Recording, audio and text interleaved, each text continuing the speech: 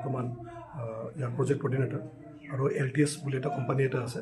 আমি তিনিজনে মিলি আমি ইয়াতে 4টা হুইল চেয়াৰ ডিষ্ট্ৰিবিউট কৰিছোঁ, ইলেক্ট্ৰনিক হুইল চেয়াৰ।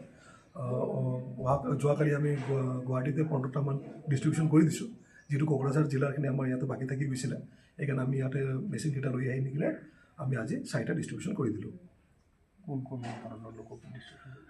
যিবিলাক আমি স্পেচিয়েল ডিচেবল পাৰ্চন বুলি কওঁ, দিব্যাংগ পাৰ্চন, যিবিলাক মোৰ দেন 50% ডিচেবল হৈ আছে, ভৰি দি খোজ কাঢ়িব নোৱাৰে, এনেকুৱা গৰীব দুখীয়া মানুহ যাৰ কোনো ইনকাম চ'ৰ্চো নাই, ঘৰৰ পৰা ওলাব নোৱাৰে, তেখেতলোকক আমি দিছোঁ যাতে তেওঁলোকে ৰাইজৰ কামত জড়িত হ'ব পাৰে আৰু লগতে নিজৰ ইনকাম চ'ৰ্চো ডেভেলপ কৰিব পাৰে।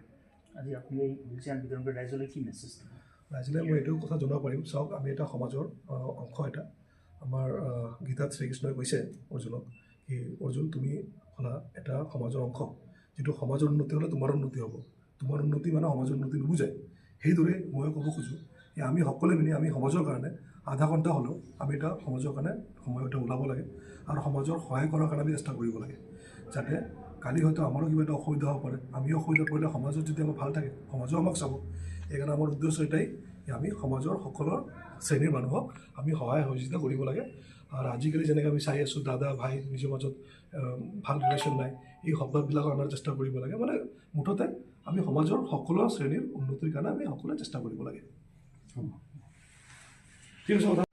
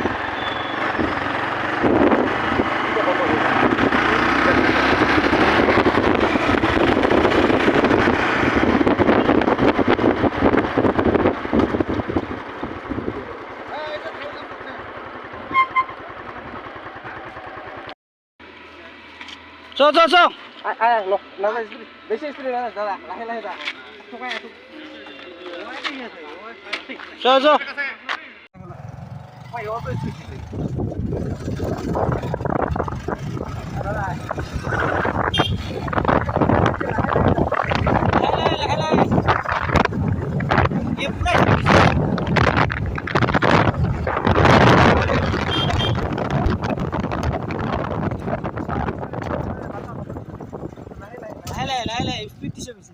আছো গৈ আছো, কেতিয়া বাচ্চাও